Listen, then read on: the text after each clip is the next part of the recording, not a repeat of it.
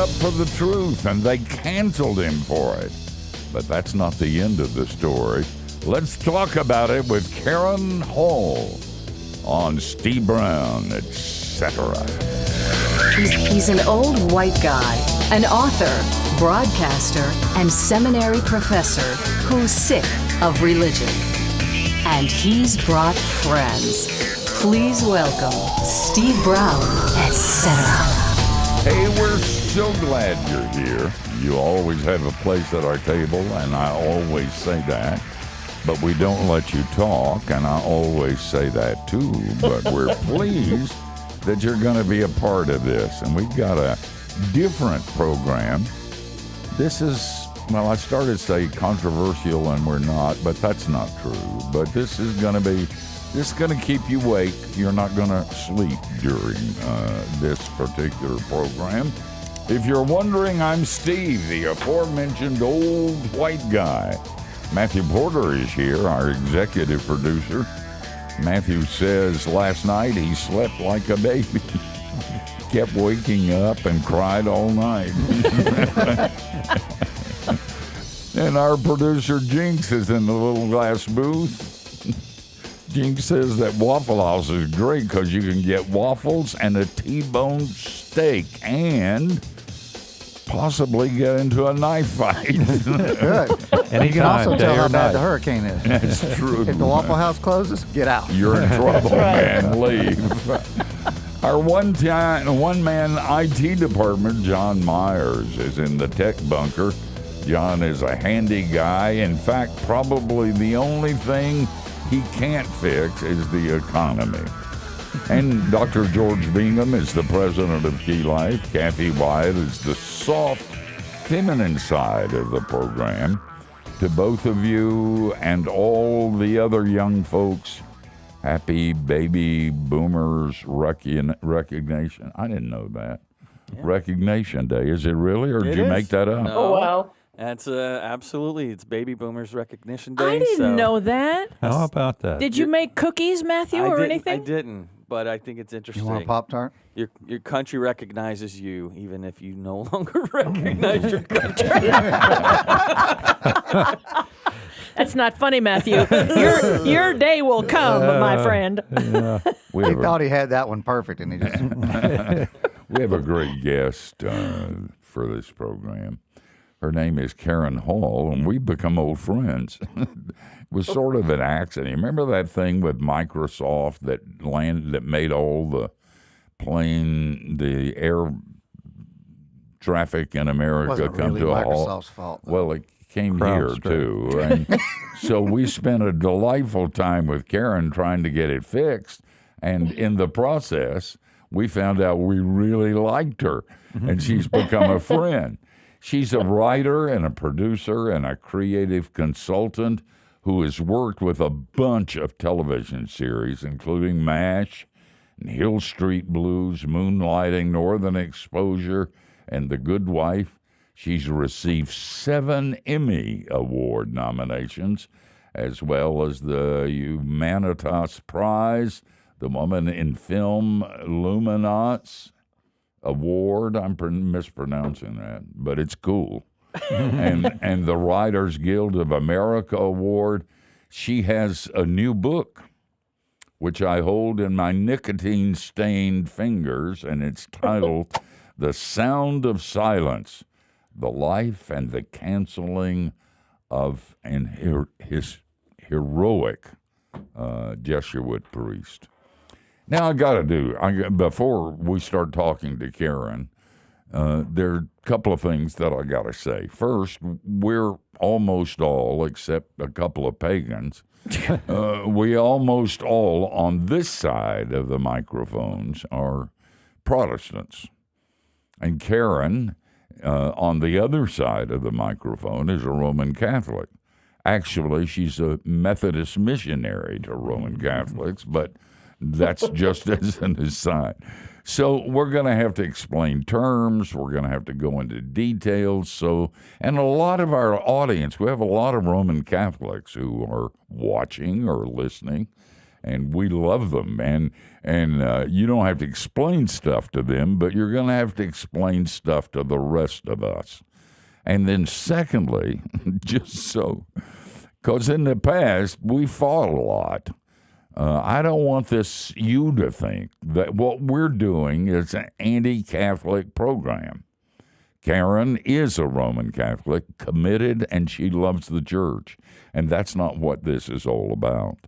But we are Protestants, and she is Catholic, so let's start with maybe, what's a Jesuit? Something kind of basic here before we go ahead. No, I'm serious. Okay. Tell us what a Jesuit is. It's the nickname for the order called,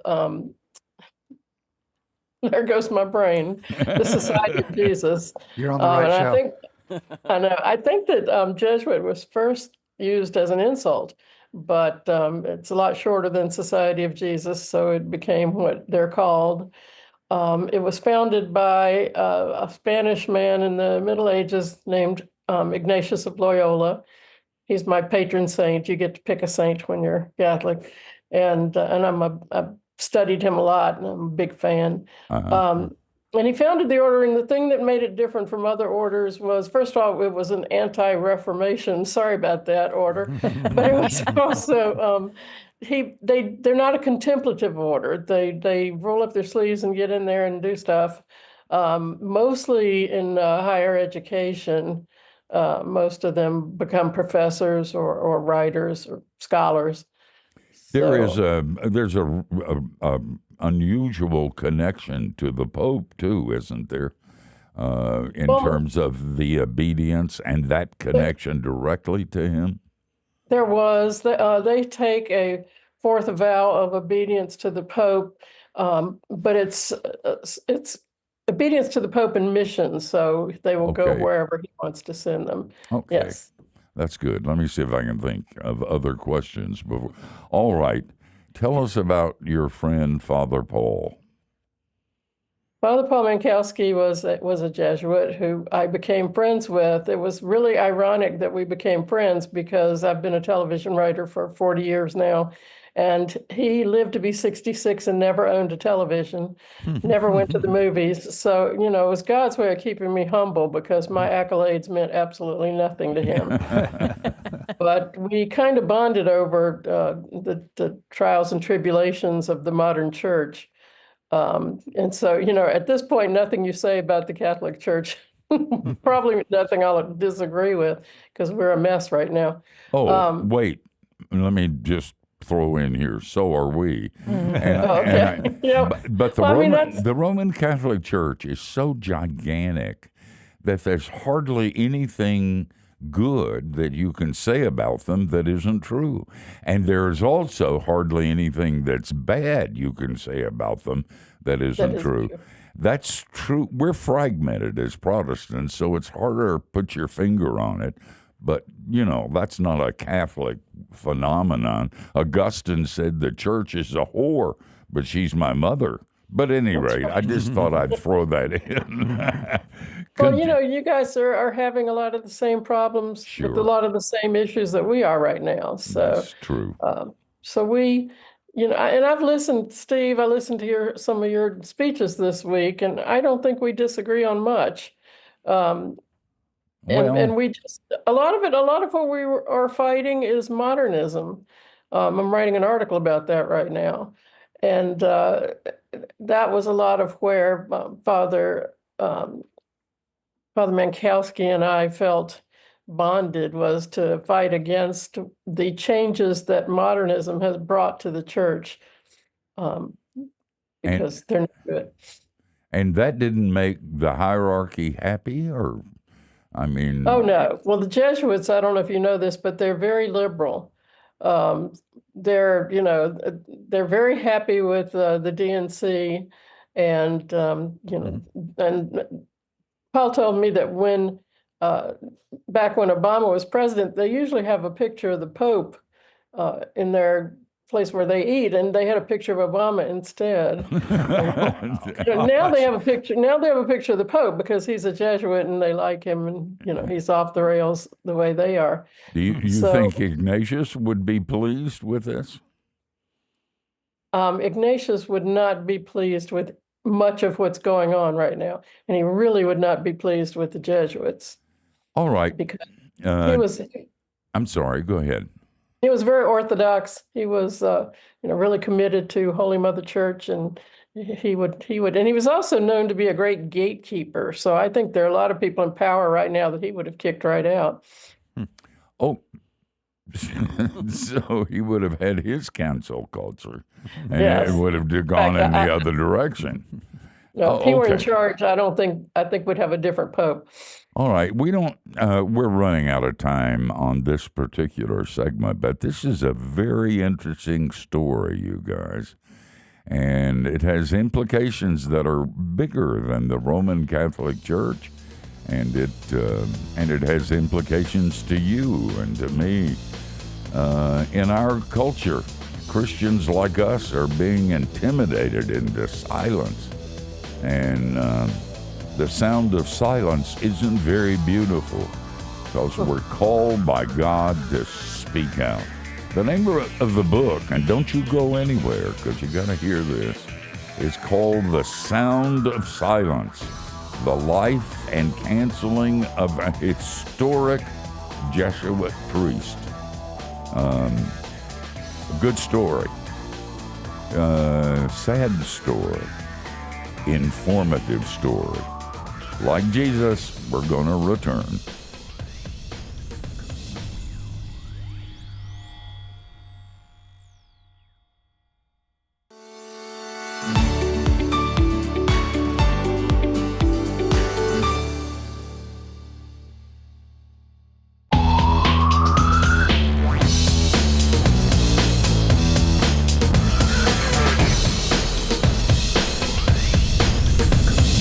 Hey, thanks for joining us.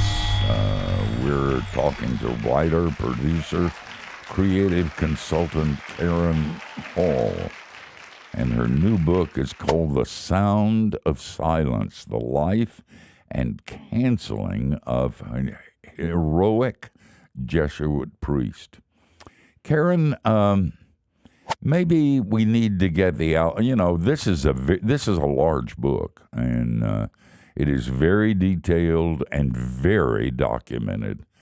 Karen and I were talking off the air, and we're talking about the advantages and disadvantages of being old. And one of the advantages is that you don't care. You don't give a rip, so you can say whatever you want.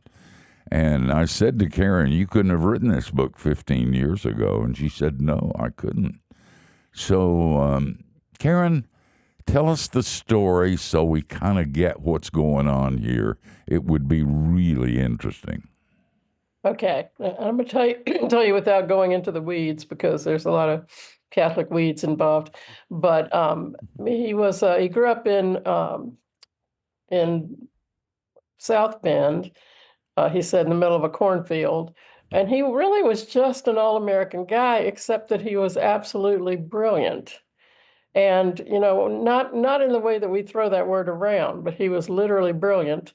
And so he became a philologist. He studied languages. He spoke about 13, and half of them were dead. I know they took him down into catacombs to read stuff that they couldn't figure out how to read. So he was that kind of brilliant. But he was also just hysterically funny. Now, somebody said about him recently, I heard them say he was the funniest. No, he was the smartest guy in the room, in the room full of the smartest guys. Mm-hmm. And he was, but he was also the funniest guy in the room. And so that made his scholarship something that didn't intimidate you. And he could talk just as easily about football and NASCAR as he could about ancient Semitic languages. So he just was a really unusual guy. And all of us who knew him knew that. How did you meet him? I met him through my mother-in-law. She belonged to an organization called the Fellowship of Catholic Scholars. And he was going to be speaking there. And so she had decided that she was too old to fly anymore. And so she sent me in her place. And she told me, do not get on the plane to come home if you have not introduced yourself to Father Mankowski. And my mother-in-law is somebody that, she could silence a sports stadium with the look. And we were all very scared of her, and there was no way I was going to come home without. And I'm an introvert. I didn't want to go introduce myself to somebody, but I didn't want to come home and tell her that I didn't. So I introduced myself to him. And we had been talking across the room because he was on a panel and I was in the audience asking questions. And so he already knew, who I am and what strong feelings I have about things that are also what he cares about. So when we met each other, we really met as foxhole buddies. And when I was writing the book, I went back through all of our emails to try to look at how the friendship grew. And I realized that it really didn't. We met, we were like best friends at Nice to Meet You. And we were off to the races because we had work to do. And so, and we never lived in the same place. So, sometimes I would go to Chicago to other friends of his. We'd all meet in Chicago and take him out to dinner because he was being mistreated in Chicago.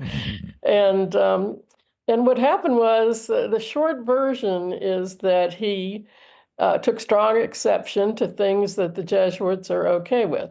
For example, he was very pro-life, and the Jesuits, if you go online and you look up, the Jesuit stance on abortion, you will read a lovely document that was written by my spiritual director, who was a Jesuit until he now is a diocesan priest. He couldn't take the Jesuits anymore. But he wrote that because they didn't have a statement on abortion, and he felt so. And so what his statement says is what they should think, but it's not really what they think. So Paul got in trouble at first from, he took exception to, there was a Jesuit congressman, and there shouldn't have been, because St. Ignatius was against ambition, strongly. He told Jesuits not to run for, any kind of higher office in the church. So you can extrapolate that and realize that he would not have been okay with a Jesuit congressman. But this guy got elected. His name was Robert Drinan. If you look at his record, he voted for every pro-abortion and especially access to abortion that came up. He also sided with Bill Clinton against the ban on partial birth abortion. So whoa, that shouldn't sound like a Jesuit to you. And so and Paul was writing a lot then, and he was a brilliant writer. That's a lot of also how we bonded. But he wrote, he actually did the research for an article about Robert Drinan. He decided not to write it because the story he wanted to tell, the information that he got in research said that he was wrong about his premise. So he gave it to a man named James Hitchcock, who is a church historian. And Hitchcock, he just gave it to him for posterity because, Paul was big on posterity. And then when Drinan came out in favor of and came out siding with Clinton against ban on partial birth abortion, then James Hitchcock decided that he needed to write this article that Paul had researched. And he offered to keep Paul's name out of it, and Paul said no, because he didn't run and hide. And so when that article came out, they went ballistic, and they formally silenced him. He was told that he couldn't speak or write on anything other than his area of expertise, which was, like I said, ancient Semitic languages. You don't get a lot of keynote speakers talk about that. And so he started writing under a pseudonym. He wrote under the pseudonym Diogenes. And there's an entire book you can get of his writings under that pseudonym written by a man named Phil Lawler. That's very good because Diogenes was very funny because, Paul had to kind of hold back and Diogenes didn't. But people quickly figured out that Diogenes was Paul because no one wrote like him. No one turned a phrase like him. No one was as funny. And so then the Jesuits silenced him in any byline. and he had taken vows of silence, if obedience, and so Obedience, yeah, yes. okay, well, and for those of you who wonder, Diogenes was the guy who went around looking for an honest person, Yes. and he had a lamp. He never blew it out because he never found an honest person until he ran into the guy we're talking about on this broadcast. Yeah. And now that we've gotten kind of the big picture, we're going to find out some details when we get back. And you got to get this book. I mean, it'll keep you awake at night because you'll find parallels in so many other places. It's time for all people who are Christians in areas like the abortion debate to speak up and to say what we think, to be kind about it, to be loving and gentle, but to say what we mean and mean what we say.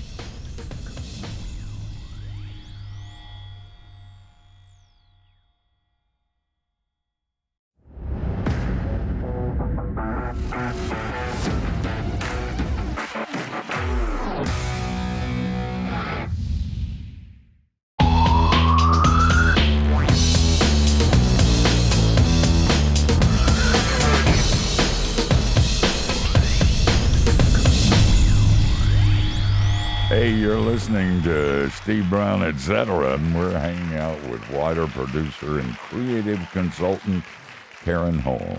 You can keep up with her on X at K Hall Walker. Karen, I have a question, but first, I would be remiss if I didn't take this opportunity to pitch you something because you're a TV writer. Oh, no. So look, we've got this great odd couple friendship with you and Father Mankowski and this TV writer. So I think this is a sitcom. We're going to call it How I Met Your Father. And just think about it. Don't How answer. I Met Your Father, yeah. Yeah, How I Met Your Father. Yeah. We'll talk after. Well, I have already written a script that has Paul as the main character, but it's a drama and it's called Vows. And now that my book's out, we're going to go around and pitch that because we have intellectual property because that's all they care about. That is king. IP is king. Yeah. Well, so you before the break, you told us about how our inciting incident, as it were, where he's speaking up for just what's traditional biblical truth and total underdog. He's just getting from total top-down canceled. Were there other issues? Were there other topics that he, was speaking up about? And tell us a little bit more about that. I'll tell you that he was a biblical scholar. He spoke all of the Bible's original languages, so he had read everything in the original text. And but that was one of the things I loved about being friends with him because, I remember I used to say to people, to the scholars, it's like, please don't leave me with the Bible says so, because I can't win with a secular person with that. But I was so glad to know that what I wanted to believe was actually the truth about the Bible, and the Bible's actually the truth. And so, a lot of biblical principles that are being trashed right now, starting with, the Bible's definition of marriage, and he wrote a lot about homosexuality and the problem that the church has had with it and still has. And so, I think the two hot button topics that they were angry with him about were homosexuality and the pro-life issues. So, it's odd to me that someone who claims to be a Christian is against those. He died before the transgender thing got to be so big.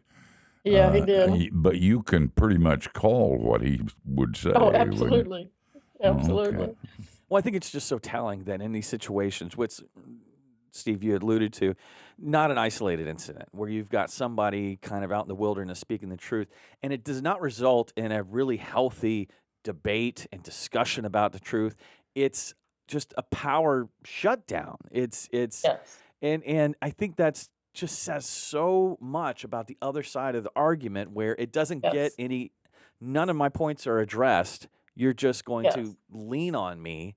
And it certainly doesn't make that case. It really, Right. it You're just really going to call me a undercuts it. hate monger and a bigot and, Yeah, label and dismiss me. you see it all the But time.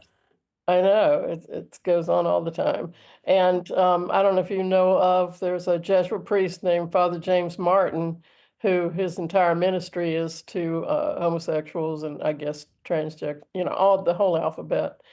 And he said, and he posted on X one day, and he said, clearly the Bible says that homosexuality is wrong.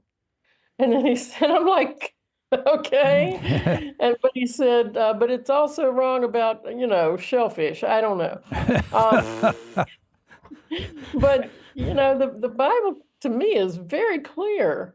And so I rail against what I call I just think theology, which is, you abandon the Bible and Catholics abandon what the church has taught forever. And it becomes, I just think a benevolent God would not fill in the blank. And it's like, well, you're not supposed to just think up your own God. You're supposed to look at what has been revealed to us. And whether you like it or not, it's God's universe. So. We have a view that everybody's screwed up. It's called universal. The heart is deceitful above, but all, and so it's not a matter of throwing rocks and saying them and us. It's a matter of always saying us and recognizing that the blood of Christ is sufficient and finished for it all. And that can be a beginning of conversation as long as we don't speak from Sinai, where none of this has touched me because it's touched all of us. And I just thought I'd put in a word there just in case. George, you had something. Well, and we're coming up on a break, Karen. A couple of different directions. One, I was wondering if you would be willing to share some of your own story, because you say you've gone from I don't need no stinking dogma to you're quoting. I can't get enough. Yeah, well, and quoting Dorothy Sayers saying that you're in agreement with her, and in any case that Christianity more than just a mode of feeling, and there's not one person in the country or in 100 that has the faintest notion what the church teaches about God or man or society or so forth. So maybe you could, on the other side of the break, share a little of your journey in that. And we'll go there. We'll go there on the other side. So don't you go anywhere. Dorothy Sayers, by the way, is one of my heroes, heroines. And I could talk about her for an hour, but we're not going to do that. We're going after other people on this particular broadcast. So stay with us. You'll identify.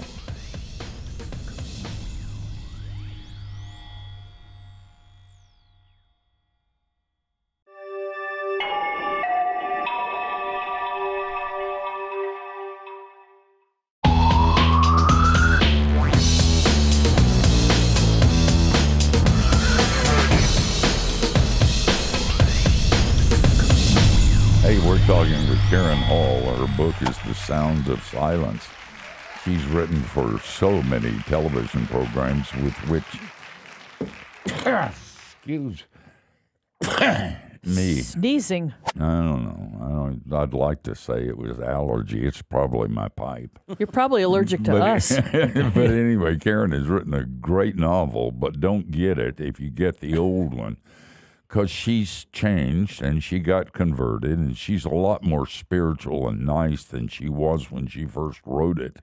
So get the new one, the revised version. It's called Dark Debts. And you can get it on Amazon, but check the date before you get it. Get the silver cover, not the red one. The 2016 version, you said. Yes, 2016. Yeah. Well, and before the break, I was just asking if you would share some of your own story, coming from the I don't need no stinking dogma to a little more. I can't get enough dogma. Yeah. Well, I was the same way. I was a Hang on a second. I'm sorry. Y'all, I'm on the radio.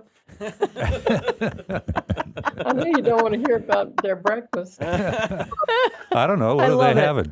I love it. Jinx is I on. don't know. Probably pancakes. Always interested in food. Yeah. So anyway, when I moved to California, I kind of declared myself an agnostic. I had been obsessed with religion my whole life, and I hit the point where I just felt like I was burned out with trying to figure it out, and I would just let God explain it to me when I got there. Because, I was also a very liberal Democrat, and I didn't think he could possibly want anything from me, because he's God. What does he need? And so I spent 15 years without going to church at all. And I was in that phase when I started writing the novel. I ended up converting myself in the process of writing the novel, which was great because, I went around for years when I was writing that book. It took me about 5 years, and I would go to cocktail parties and tell everybody that I was writing a novel about the nature of evil. And I felt very sophisticated until I got to be about page 250, and I realized that, something was going to have to come defeat the evil, and I'm pretty much left with good. And I knew I had to write an exorcism, so I ended up making the protagonist a Jesuit priest, but I didn't make him that until page 250. I had to go back and write a prologue so that you would see the protagonist before page 250. But you But anyway, you converted yourself by writing a converted novel. myself because I went back to church for research. So, I bought 2 dresses. I thought it would just take, a couple of Sundays for me to remember all of this. And, I had a transition that went from, I was really nostalgic about it. I knew I missed ritual. I knew I had nostalgia for these stories I had grown up with. And in the course of about a month, I had said, what the heck, I believe this. Mm. And so, but even then I was, when I was converted, I was what I call a Cardinal Mahoney Catholic, which means not really. And so it was my mother-in-law, and this was why my mother-in-law wanted me to go meet Father Mankowski, because, I was just full of modern heresy and needed to be set straight. And he definitely set me straight. So that mother-in-law, that's the one, your phrase or your description is something I'll think about. You said she could silence a stadium full of sports fans with a look. Good. Didn't want to mess with people like that. She was a third order Dominican, which means that she was a lay nun, basically. And she was very, very smart. And we were all scared of her, but I loved her to death. Karen, I have a cousin who became a priest. He has since passed away. This was obviously a lot of years ago, like between 40 to 50 years ago. And he initially started out with a desire to become a Jesuit priest. And during however long that period was, with seminary or whatever and all of that, decided, and again, like I said, we're talking somewhere between 40 to 50 years ago, he decided he just couldn't do it. He couldn't be part of the, of the Jesuit order. And I wanted to say that he became a Dominican, but I honestly don't remember. My question to you is, I didn't understand a whole lot back then, but what is the status of like the Jesuits today? I mean, has it gone from bad to worse? Do you see any redeeming hope in that order? Yes to both of those. One is, if you look at their numbers, they've just been, they've been shrinking like crazy for years. But everybody has been telling me that the young Jesuits are conservative. And I've actually had a couple of them write to me since my book came out, and they confirm this. So I still have hope that the Jesuits will become who St. Ignatius meant them to be. You have hope. The implications of this cancel thing are not just Roman Catholic, are religious. They're governmental too. And you have your fingers in a lot of pies. Do you have some hope for our country? Oh, wow. I think God's going to let us know in November what he has planned. I know that a lot of good people are praying, but I also know that, Catholics believe in chastisement, and I think we deserve some.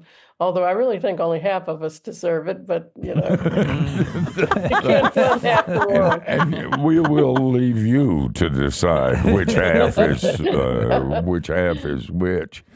Are you nervous about this book getting well known? Are you going to be in trouble? Oh, no. No, I would mail it to everybody on the planet if I could afford the postage. So you're not nervous, but are you going to be in trouble? I don't know, but I'm from many generations of Scots, and we never met a fight we didn't want to get into. So I do not lie awake worrying if I'm going to get into trouble. Well, this has been a great hour, and we've loved talking to you. And I just want you to know we like you a lot. And if people start telling you that you're ugly and your mother dresses you funny, and they start going after your reviews and they're upset, you always have a place here of acceptance. And thanks for writing this book. And I know you kid about it and you say you're old and you don't care and you're not nervous, but you got to get this book and read it to understand that it took courage to write it. And she said some things about a powerful organization that you just don't do that. So it should be an encouragement to you to speak truth to power.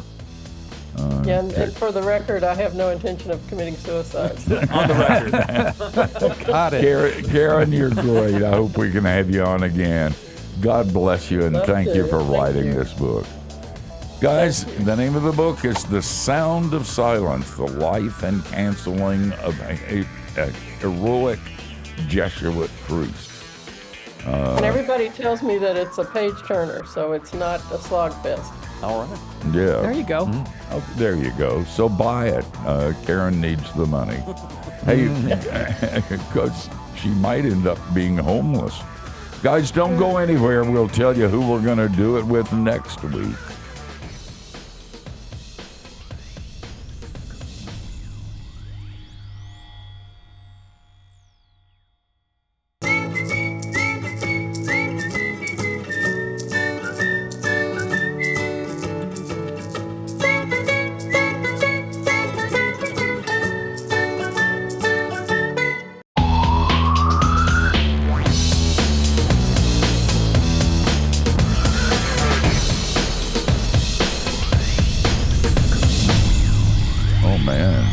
Interesting hour, and we could have gone 2 or 3 more hours because there are a lot more details. A couple of things I want to make sure you understand as a viewer or a listener to this program. We are not into bashing anybody about anything because we're so bad, and when you are as bad as we are, you don't throw rocks at other people. But we are big on the truth. And one of the problems is that people not only won't bash, they won't speak truth about themselves or about other people. And that is what this program is about a man who spoke truth. He wasn't a bad man or a mean man or a man going after people. He was speaking truth. My late friend, Jack Miller, said there are 2 things that define Christianity. 2 sentences. First, cheer up, you're a lot worse than you think you are. And secondly, cheer up, God's grace is a lot bigger than you think it is. And so we had this program not to bash anybody, because we're all in the same boat, every one of us. Martin Luther, who would not have been pleased with a program with a Roman Catholic, Martin Luther said that it's all about one thing. We're all great sinners and we have a great Savior. But you don't know you need a Savior until you know what the truth is. And we Christians have got to stop being quiet. We've got to not care about being canceled. And we need to be canceled because we spoke the truth, not because we're jerks. And so make sure that you're winsome, that you're ironic in what you say, but don't you shilly-shally. Speak the truth, because out of that truth comes real redemption, real change, real joy, real forgiveness, real light. And I thought, I ought to say that, just in case you misunderstood what we were doing. And people misunderstand me all the time because they only listen to sound bites. You have somebody first next week? I'm so excited about next week. Alex Early is a favorite of ours. He's a regular blogger for us, and we've interviewed him before. He's a great writer, and he has written the greatest book. It's called Among the Pots and Pans. And it is a cookbook, but it is just great. He talks, there's so much in it, food in the Bible, Passover, the meal that saved the slaves, Jesus eats with sinners, resurrection, do you have anything to eat is the title of that one, all the way to the wedding supper, Feast of the Lamb. And I'm going to get stuff out of his cookbook. We're going to have food next week. What? Well, I can hardly wait to do a program on a cookbook. That sounds really, really exciting. You'll be sorry you won't get anything to eat. Hey, join us next week, same time, same place. Between now and then, don't do anything we wouldn't. Give you a wide, wide berth.